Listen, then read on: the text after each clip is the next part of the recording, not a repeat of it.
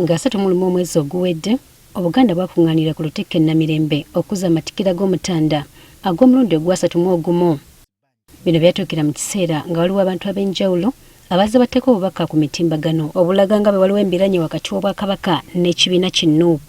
Kino abakikola baali bakyesigamya ku byaliwo Kabaka bwe yali mu kujjanjabibwa n'okuwumulako mu ggwanga li Namibia. Kati olwaleero Pulezidenti w'ekibiina ki NUP Robert Kyagulanyi Ssentamu ayanukudde abantu abazze bakiteekawo nga bwe waliwo obutakkaanya wakati we n'Obwakabaka. Kuba kino nkimanyi era nkikakasa nti Kabaka waffe atwagala nga bwe tumwagala. Njagala obbakakasa mwabadde beeraliikiridde. Tulina enkolagana nnungi nnyo ne Ssaabasajja Kabaka. Tulina enkolagana nnungi nnyo n'Obwakabaka bwaffe. Tulina enkolagana nnungi nnyo ne bakadde baffe abakulu b'ebika.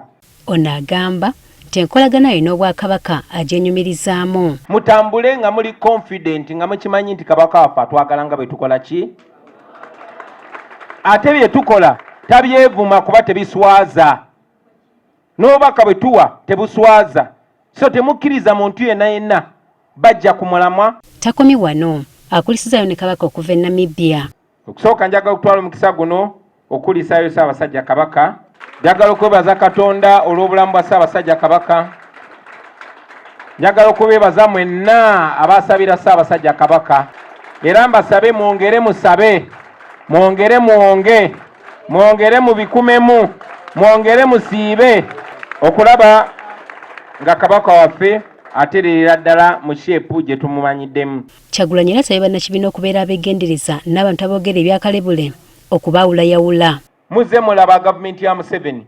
Buli muntu wayogera ku nsonga bw'oyogera ku ddwaliro bagamba g'oyingidde mu politics. Bw'oyogera ku nguudo emito oyingidde mu politics. Bw'oyogera ku bulyake nga bagamba g'oli wa Kyagulanyi. Gwe mulango gwe gumu gwenje okubaddiza. Temukkiriza muntu yenna baawula nti ono mwana kino kyana. Temukkiriza muntu yenna kwerimbika mabega wa Ssaabasajja kuyisaawo bibye kubanga yabagambye lunye nti tabana musigire. Ono era akozesezza omukisa guno okusaba ab'ebyokwerinda okulekerawo okukwata abantu baabwe ku misango emijweteke.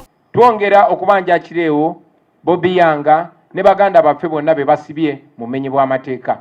Tumanyi tebalina musango era tumanyi bajja kuvaayo ate tumanyi nti mmwe ababatulugunyiza mujja kisasulira ekyo nga Mukama ye mbeezi waffe.